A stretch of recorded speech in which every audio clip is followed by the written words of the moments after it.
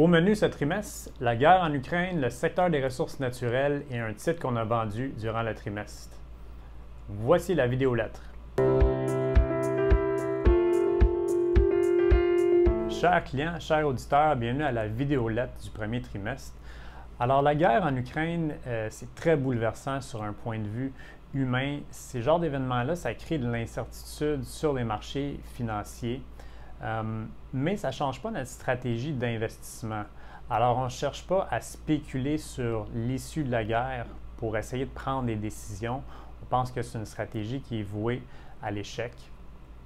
Au niveau de l'impact de la guerre sur notre portefeuille, on a quelques multinationales qui ont des revenus en Russie et en Ukraine. On pense que c'est assez marginal. Alors, Visa serait la plus touchée avec autour de 5 % de ses revenus dans ces deux régions-là.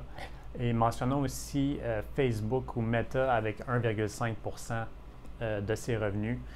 Dans les deux cas, c'est des entreprises qui jouissent d'immenses effets réseau et on pense qu'à long terme, elles seront minimalement affectées.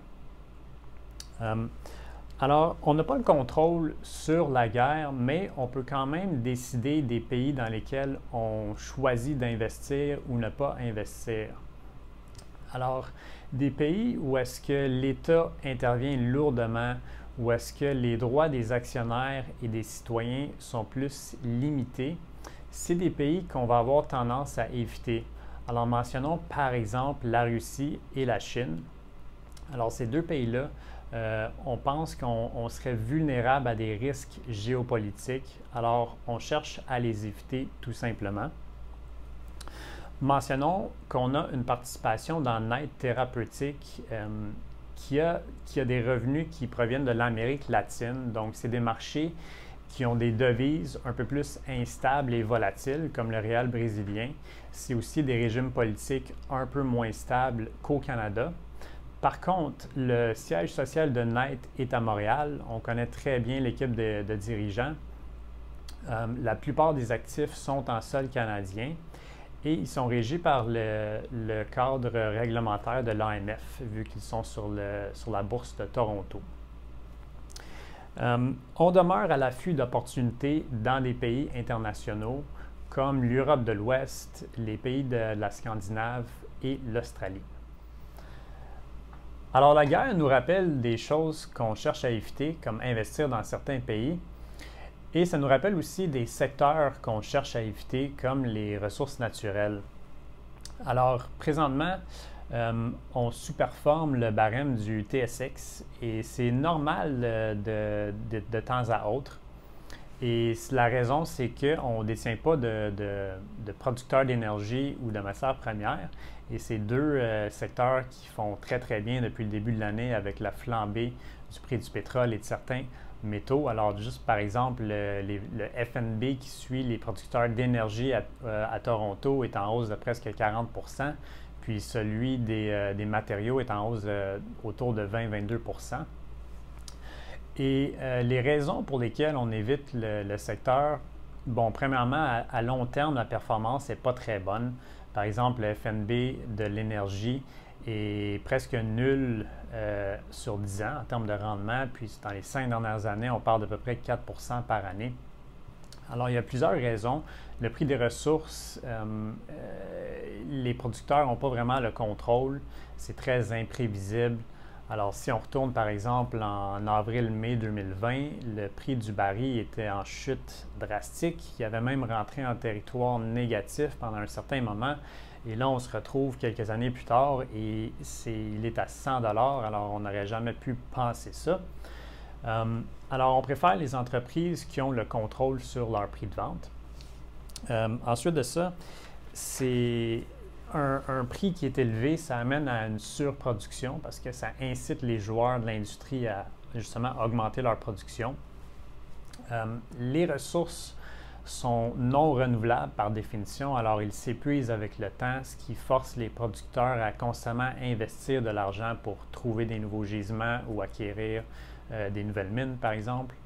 Ensuite, le consommateur, si le prix de l'essence reste trop élevé, ils vont finir par acheter des autos qui sont moins énergivores et ça met aussi de la pression à la baisse sur les prix. Puis enfin, je parlerai d'une récession. Alors, c'est un secteur très cyclique où est-ce qu'une récession peut amener une baisse rapide, drastique de la demande. Et donc, on cherche à éviter ça à tout prix. Il y a certains secteurs qu'on préfère. Le secteur des logiciels serait un exemple qu'on mentionne souvent par le passé. Et donc, il y a plusieurs raisons à ça. C'est un bien qui est intangible, qui est infiniment reproductible à faible coût. Les entreprises de logiciels y ont le contrôle sur leur prix de vente. Leur rentabilité est très prévisible. On reconnaît par contre que c'est un secteur où est-ce que c'est de la technologie qui peut devenir désuet à long terme, tout comme un gisement de pétrole qui s'épuise. Alors, il faut que les entreprises investissent en recherche et développement pour mitiger ce risque de désuétude-là. Et aussi, il y a des coûts d'implantation à un logiciel. Ça prend quelques mois, mais c'est quand même moins long que d'amener, par exemple, une nouvelle mine en production qui peut prendre des années et coûter 1 milliard et plus. Alors, c'est ça. C'est un secteur qu'on préfère. Il y en a d'autres, évidemment. Et je pense que on pense que la bonne stratégie à long terme, c'est vraiment d'éviter le secteur des ressources naturelles, même si notre performance à court terme est affectée négativement. Alors maintenant, pensons à une transaction qu'on a faite durant le trimestre, qui est la vente de notre participation dans TJX, qui détient les bannières au Canada Winners, HomeSense, Marshalls. Alors, c'est un titre qu'on détient depuis fin 2010. Nos premiers achats étaient autour de 11,20 $.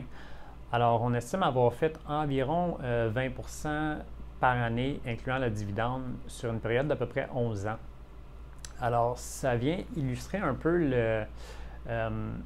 quand on détient un bon titre, qui a une bonne croissance, des bons avantages concurrentiels à long terme, ça peut vraiment faire une véritable locomotive pour le portefeuille et ça permet aussi de reporter le gain en capital imposable à plus tard.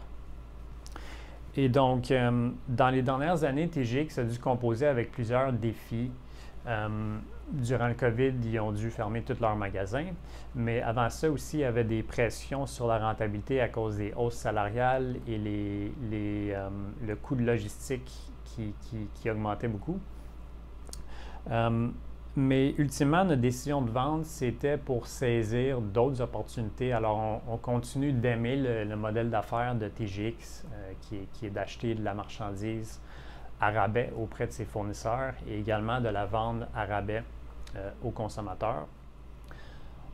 Alors, avant de conclure, on aimerait souligner que Tania Strebel et Lucas Bloin ont obtenu leur titre de gestionnaire de portefeuille adjoint. Alors, c'est une étape très importante avant de devenir gestionnaire de portefeuille.